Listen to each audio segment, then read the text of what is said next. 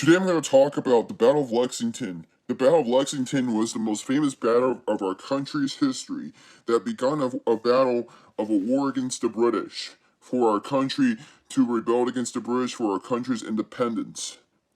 It was a shot heard around the world, but I think it was a British victory or something, but I don't know my history very well. The reason why I'm talking about the Battle of Lexington, because on YouTube, I'm getting one of those videos from the local news reports in Boston about the Battle of Lexington, and they're very fascinating. I'm really impressed by these reenactments of how the British redcoats are demanding the rebels to go back to their homes. They're like policemen back in those days, like a riot. Compare the riots today, what's going on in this decade, like, the riots of the 2020s era, which is kind of like the Battle of Lexington all over again.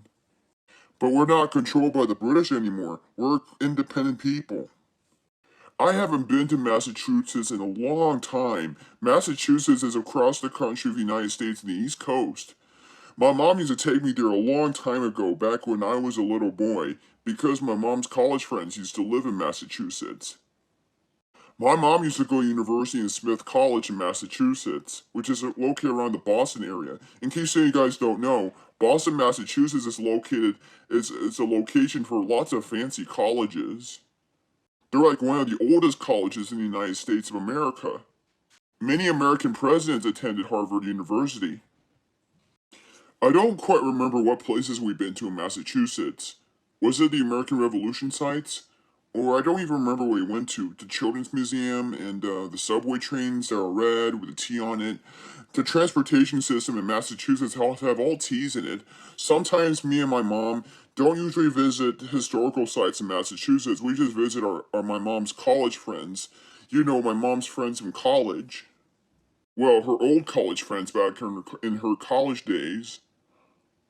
But I live here in Los Angeles, California. Here in Los Angeles, California, we're not the site of the American Revolution. You want to know why? Because the state of California is not a British colony. It's really far away from Massachusetts and the 13 colonies. The state of California became part of America in 1850, which is about 175 years ago. I wish they could make Lego animations based on California's beginning. In San Francisco, California, they were celebrating 175 years of their formation. What about the city of Los Angeles? Were they celebrating 175 years of its formation? City of Los Angeles became a city in 1850, the same year as California, because of the gold rush. But back in the American Revolutionary War times, California used to be a Spanish territory. It's also a Mexican territory, too.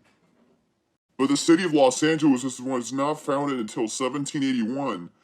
So the Battle of Lexington happened before the city of Los Angeles was founded by the Mexican settlers and Spanish missionaries from the Catholic Church.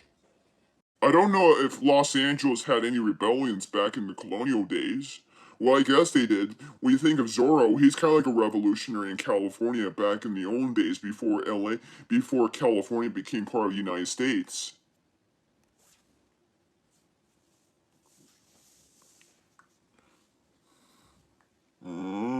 If you want to watch Zorro, there is a Legend of Zorro available on Disney Plus that's kind of interesting to watch. It's a lot of fun to watch, but I've never seen that movie before.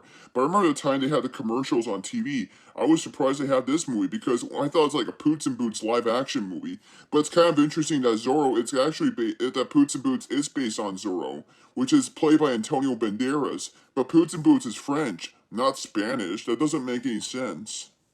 Why am I talking about Zorro if I'm talking about the Battle of Lexington? Because Zorro and the Battle of Lexington represents revolutionaries of America, of course, from California to the 13 colonies.